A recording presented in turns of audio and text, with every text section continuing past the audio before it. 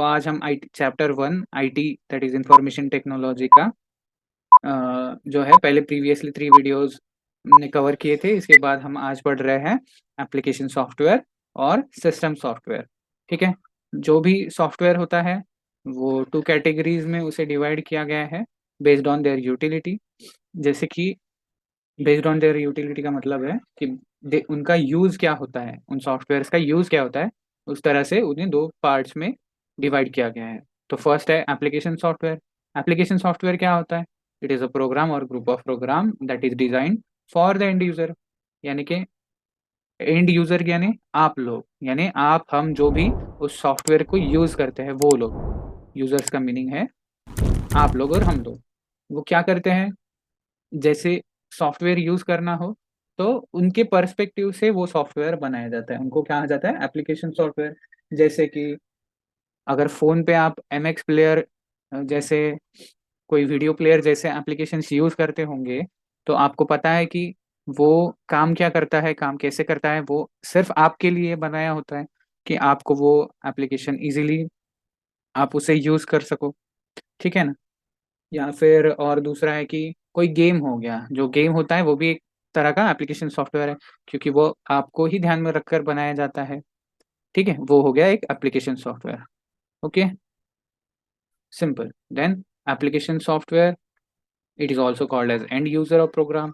It includes program like database programs, word processor, web browser, presentation software and spreadsheet.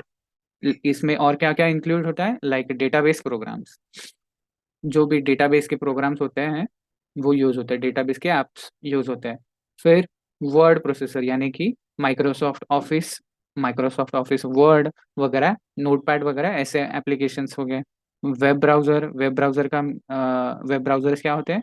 जिससे जिसे आप use करके internet पर कुछ भी सर्च करना चाहो तो हम पहले ब्राउजर ही ऑन करते हैं और बाद में उसी में सर्च करते हैं। जैसे कोई अगर ये जो लेक्चर है वो PC पर देख रहा होगा, कंप्यूटर पर देख रहा होगा, तो उसे ब्राउज़र ओपन करना होगा, जैसे क्रोम हो गया या फिर एज हो गया, माइक्रोसॉफ्ट एज, या फिर फायरफॉक्स वगैरह हो गया। ये सारे ब्राउज़र्स यूज़ करके ही हम लोग ब्राउज़र वेब पर ब्राउज़ कर सकते हैं। फिर बाद में आता है प्रेजेंटेशन सॉफ्टवेयर। प्रेजेंटेशन सॉफ्टवेयर क्या करता है? प्रेजेंटेशन सॉफ्टवेयर के का एग्जांपल है power point, Microsoft power point, या फिर जो लीब्रे ऑफिस है उसके अंदर एक और एप्लीकेशन आता है लीब्रे इम्प्रेस करके। वो क्या करता है? पावर पॉइंट प्रेजेंटेशंस बनाता है। ठीक है, और फिर बाद में लास्ट इज स्प्रेडशीट। स्प्रेडशीट का मीनिंग है जो एप्लीकेशंस होते हैं, applications are like applications are like Excel sheet that is called as spreadsheet. Okay, then next है हमारा सिस्टम सॉफ्टवेयर। सिस्टम सॉफ्टवेयर क्या होते हैं? It is a set of instructions required for a computer to work. मतलब हमारा computer काम काम करने के लिए उसे क्या चीज रिक्वायरमेंट होती है? इंस्ट्रक्शंस और सेट ऑफ इंस्ट्रक्शंस। ठीक है, उन्हें कहा जाता है सिस्टम सॉफ्टवेयर। जैसे कि आपके जो भी लैपटॉप होगा या फिर डेस्कटॉप होगा, उसके अंदर कुछ सिस्टम सॉफ्टवेयर्स प्री इंस्टॉल्ड होंगे, या फिर जो ड्राइव्स होते हैं जो स्पीकर को काम करने के लिए यूज होता है या फिर वीडियो प्ले करने के लिए यूज होते हैं। ओके, सो सिस्टम सॉफ्टवेयर ये क्या होते हैं? It is a set of instructions required for a computer to work. ठीक है ना? It is a system it is a set of instructions required for a computer to work, यानी computer को काम करने के लिए कुछ सेट ऑफ इंस्ट्रक्शंस की जरूरत होती है। रिक्वायर्ड यानी जरूरत होना, for a computer to work computer काम करने के लिए कुछ सेट ऑफ इंस्ट्रक्शंस की जरूरत होगी, उसे कहा जाता है सिस्टम सॉफ्टवेयर। ठीक है, जैसे कि यहाँ पे एक एग्जांपल दिया गया है लिनक्स ऑपरेटिंग सिस्टम का। ये एक विंडोज की तरह दूसरी ऑपरेटिंग सिस्टम है जिसका नाम है Linux. It is a program that allows different applications. ये काम करता है कि ये दूसरे दूसरे एप्लीकेशंस को और दूसरे दूसरे कंपोनेंट्स को, जो कि हार्डवेयर कंपोनेंट्स होते हैं, जैसे कि मॉनिटर, प्रिंटर, माउस, कीबोर्ड, ये हार्डवेयर हैं। और इसके अंदर मतलब आपके PC के अंदर या फिर फ़ोन के अंदर एक ऑपरेटिंग सिस्टम होती है, वो सॉफ्टवेयर्स हो गए या फिर एप्लीकेशंस हो गए, उनका यूज करके, इनका यूज करके हम लोग सॉफ्टवेयर्स को अच्छे से चला सकते हैं। ठीक है, सिंपली बस इतना सा उसका मीनिंग है। To communicate with each other, मतलब सपोज मैं प्रिंट निकालना चाहता हूँ तो मैं क्या करूँगा, अपने माउस या कीबोर्ड से मैं उस फाइल को ओपन करने के बाद वहाँ पे प्रिंट की कमांड दूंगा। उसके बाद वो मॉनिटर पर मुझे दिखता ही होगा कि क्या होने वाला है, प्रिंट होने वाला है। और उसके बाद प्रिंटर, जो हमारा डिवाइस है, एक प्रिंटर लगा होता है, उससे हमें प्रिंट मिल जाएगा। ठीक है, तो ये उनके बीच का कम्युनिकेशन हो गया। ठीक है, चलो आगे चलते हैं। फिर पार्ट आता है कि ऑपरेटिंग सिस्टम क्या होता है। ठीक है ना, तो हम आगे देखते हैं। A computer would not be able to function correctly without an operating system. क्या होता है, कंप्यूटर बिना ऑपरेटिंग सिस्टम के काम ही नहीं कर सकता। An operating system is a software program that empowers the computer hardware to communicate and operate with the computer system.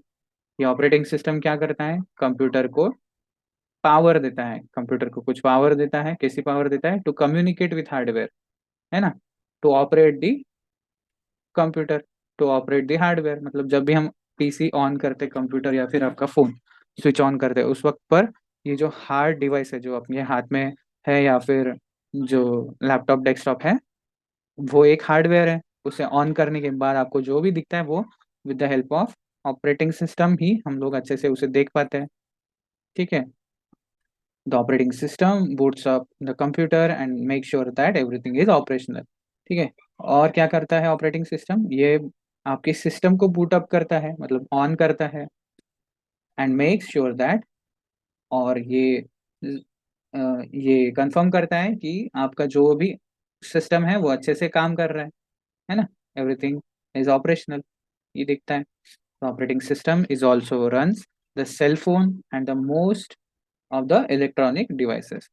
ये क्या करता है, ऑपरेटिंग सिस्टम से हम कहाँ का, ये ऑपरेटिंग सिस्टम कहाँ कहाँ पे चलता है, that runs on sale phone. ठीक है, मतलब सेल फोन को भी चलाता है, और जितने भी इलेक्ट्रॉनिक डिवाइसेस हैं उन सभी को चलाता है, जितने भी इलेक्ट्रॉनिक डिवाइसेस हैं उन सभी को चलाता है।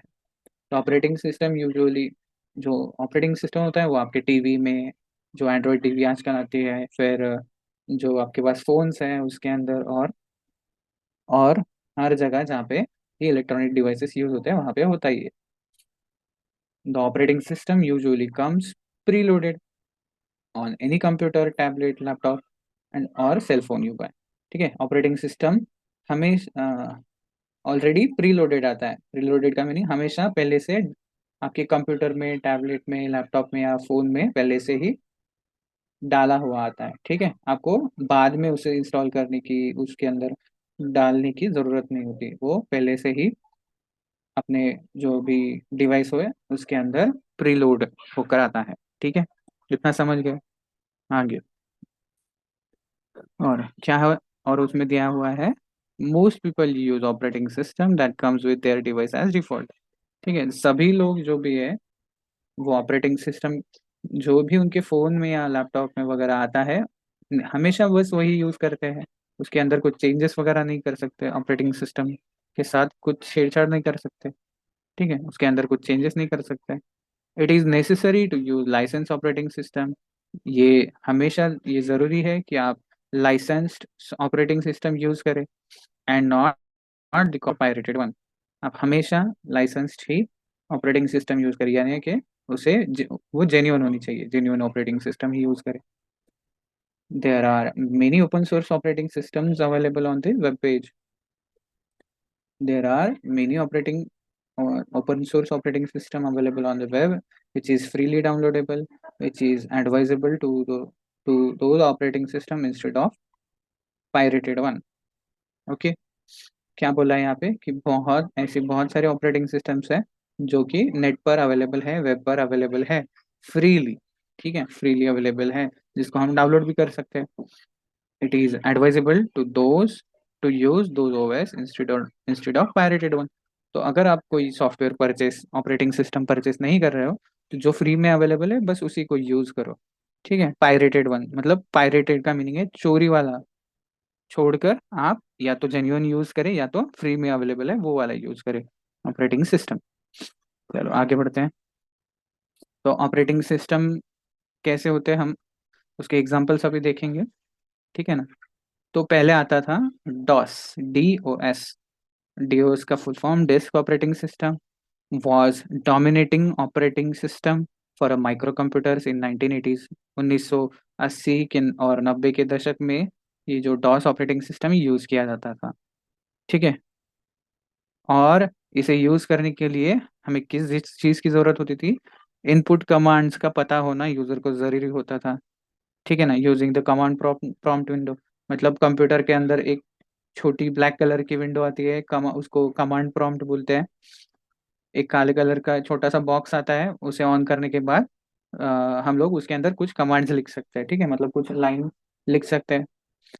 तो उसे कहा जाता है कमांड प्रॉम्प्ट, ठीक है। तो उसके अंदर जो भी कमांड्स है, जैसे कि स्टार्ट स्टॉप वगैरह, ये कमांड्स हमें पहले से पता होनी चाहिए होती थी, तभी जाकर हम लोग क्या कर सकते थे, जो डॉस ऑपरेटिंग सिस्टम है उसको यूज कर सकते थे। फिर आया हमारा Windows operating system.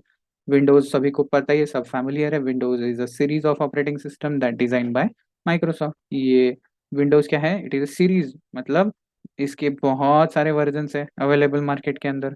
Windows XP, Windows 97, Windows 8, Windows 9, Windows 8, Windows 10, Windows 11, ठीक है। विंडोज 9 नहीं है, जो लेटेस्ट है विंडोज 11 भी है, ठीक है।